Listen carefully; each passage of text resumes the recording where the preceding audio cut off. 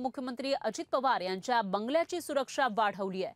नागपुरातील विजयगड बंगल्याची सुरक्षा वाढवण्यात आली आहे। अंगणवाडी सेविकांनी बंगल्याबाहेर आंदोलन करण्याचा इशारा दिला होता आणि त्याच पार्श्वभूमीवर इथं सुरक्षेत वाढ करण्यात आली आहे। अंगणवाडी सेविकांच्या आंदोलनाच्या पार्श्वभूमीवर सुरक्षा वाढवल्याचं कळत आहे, तर बंगल्याबाहेर प्रचंड पोलीस तैनात असल्याची माहिती समोर येते आहे आणि इथला आढावा घेतलेला आहे आपल्या प्रतिनिधी कल्पना नळसकर यांनी।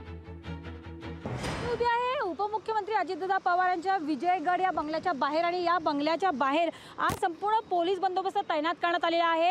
अंगणवाडी सेविका गेल्या 52 दिवसांपासून आंदोलन करत आहे आणि आज त्या याच अजितदादा पवार यांच्या विजयगड बंगल्याच्या बाजूला आंदोलनाला बसलेत आणि घेराव जे ते करणार, त्याच्यामुळे संपूर्ण पोलीस बंदोबस्त जो आहे तो तैनात करण्यात आलेला आहे। अर्धा किलोमीटरपर्यंत बॅरिगेड्स लावलेले आहेत आणि अंगणवाडी सेविका तिकडे बसलेल्या आहेत। तर आतमध्ये आपण बघू शकतो की आतमध्ये बंगल्याच्या आतमध्ये देखील मोठ्या प्रमाणावरती पोलीस कर्मचारी तैनात आहे, अधिकारी आहेत। अंगणवाडी सेविकांच्या मागण्यांसाठी त्या गेल्या 52 दिवसापासून नागपूरच्या संविधान चौकात बसलेल्या आहे आणि वेगवेगळ्या पद्धतीने आंदोलन करून सरकारचं लक्ष वेधण्याचा प्रयत्न करत आहे, पण सरकार त्यांच्या मागण्यांकडे दुर्लक्ष करत आहे।